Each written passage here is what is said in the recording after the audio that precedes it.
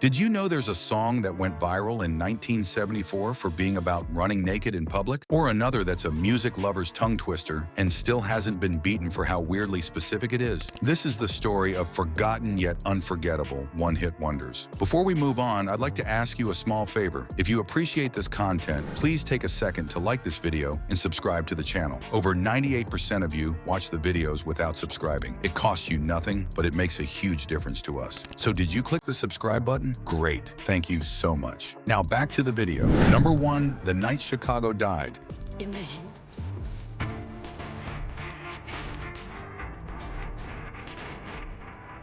Picture this, a city gripped by chaos, gunfire echoing through the streets, and a father who never came home. That's the scene Paper Lace painted in The Night Chicago Died, a song brimming with cinematic flair. But here's the twist. The dramatic tale of Al Capone and bloody battles along the river was entirely fictitious. Despite this, plenty of listeners assumed it was based on real events, sparking debates over its historical accuracy. What makes it even more fascinating is that this gritty American gangster anthem wasn't penned stateside. The Nottingham-based band leaned on pop storytelling to craft a narrative so convincing it topped US charts. Yet their attempts to replicate the magic fell flat, leaving this their unforgettable singular success. Number 2, Billy Don't Be a Hero. Waiting to go and join the line.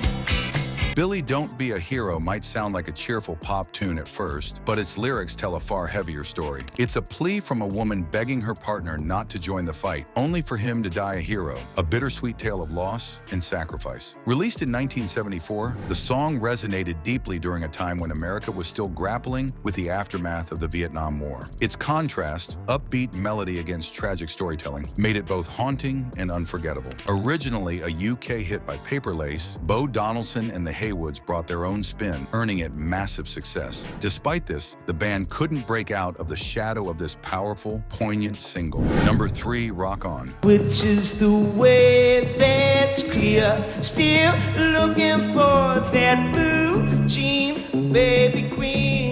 In 1974, David Essex delivered something entirely unexpected with Rock On. Unlike the electrified theatrics dominating glam rock, the song stripped everything down. Its sparse, bass-heavy production leaned into the power of simplicity, creating an instantly recognizable and haunting atmosphere. Essex's delivery, cool, enigmatic, and understated, matched the song's minimalist style perfectly. Lyrically, it paid homage to rock icons like James Dean, connecting the glam rock movement's sense of nostalgia with a broader cultural fascination with its heroes. This thematic depth gave Rock On staying power. While Essex's follow-up attempts never recaptured this magic, the track stands as a bold example of experimentation in an otherwise flashy era. Its intensity lies in the restraint, and it remains unforgettable. Number 4, Beach Baby. Beach baby, give me your hand, give me something that I can remember.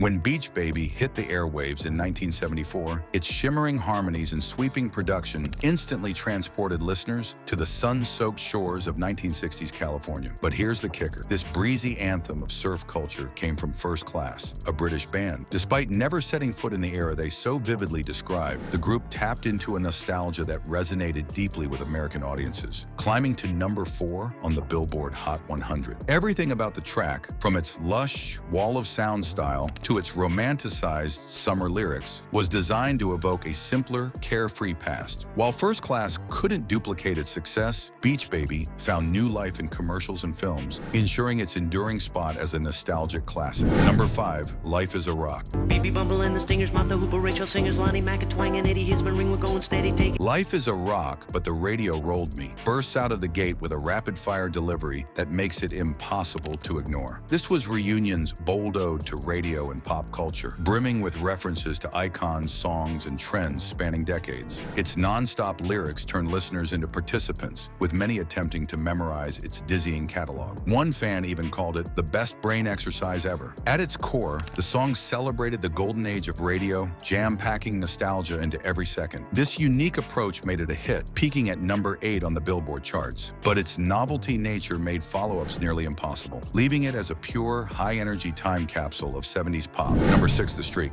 Boogie that, boogie that. boogie that boogie. For a brief moment in 1974, streaking, running naked in public, became a cultural sensation. It wasn't just a wild prank. It reflected the 70s countercultural rebellion, pushing back against traditional norms with carefree abandon. Ray Stevens saw the humor in this trend and turned it into The Streak, a cheeky novelty song that became an instant hit. The track's secret? Observational storytelling. Stevens added a relatable narrator witnessing streakers everywhere, paired with a hilariously deadpan news reporter. This humor, combined with its catchy tune, struck a chord with audiences fascinated by streaking's absurdity. Though massive at the time, The Streak was so tied to its fleeting moment that Stevenson struggled to replicate its cultural impact, cementing its legacy as a quirky 70s relic. Number 7, My Girl Bill. My girl Bill, my girl Bill.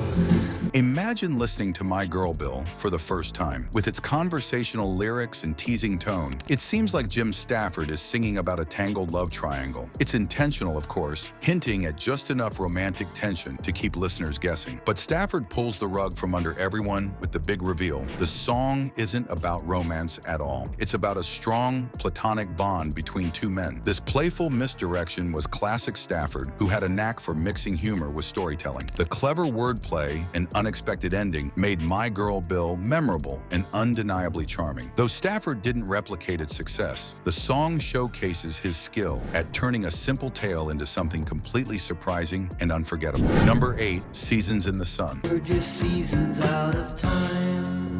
Seasons in the Sun hit an emotional nerve in 1974 as one of the era's most melancholic hits. With themes of farewell and mortality, Terry Jacks delivered a raw, tear-jerking ballad that resonated deeply. The song's success was astounding, topping charts in the US, Canada, and the UK, while selling over 11 million copies worldwide. Originally a 1961 Jacques Brel composition, Jacks adapted it with softer English lyrics, creating a version that reached a broader audience. Critics occasionally dismissed it as overly sentimental, but its heartfelt delivery made it timeless. The weight of its emotional charm, however, proved limiting for Jacks, who never replicated the connection it achieved. Today, it stands as a bittersweet classic, soft and unforgettable. Number 9, Wildwood Weed. Things got fuzzy and things got blurry, and everything is gone. Wildwood Weed took a playful jab at controversy with its cheeky ode to marijuana, wrapped in clever double entendre. Jim Stafford delivered it with his signature comedic storytelling, narrating the tale of two brothers who discover the plant and unwittingly cultivate it. The humor was lighthearted, making it more accessible than outright rebellious, even as it leaned into the countercultural themes of the 70s. The song's witty tone and cultural relevance helped it climb to number 23 on the Billboard Hot 100, but its novelty appeal came with a catch. Stafford's comedic identity became so attached to Wildwood Weed that it limited his chance to diversify. Today, it's remembered as a snapshot of 70s humor, perfectly timed and effortlessly fun. Number 10, Please Come to Boston. Please come to Denver with snowfall. Please Come to Boston is a tender ballad that captures a deeply personal story of unrequited love and longing. Dave Loggins narrates a tale of a man asking his partner to join him as he moves from Boston to Denver to Los Angeles, grasping for connection. Her response? A firm desire for him to come home to Tennessee instead. This emotional push and pull struck a chord with listeners in 1974, becoming a theme anyone facing distance in a relationship could understand. The song's simple structure and heartfelt delivery made it relatable, climbing to number 5 on the Billboard Hot 100. While Loggins never found similar success again, this timeless ballad remains a soft rock staple that resonates across generations. These songs may have graced the charts for a moment, but their impact continues to resonate through the diverse soundscape of 1974. From heartfelt ballads to quirky novelty tracks, each one captured a slice of that year's eclectic musical identity. Tracks like Carl Douglas's Kung Fu Fighting and Sister Janet Mead's The Lord's Prayer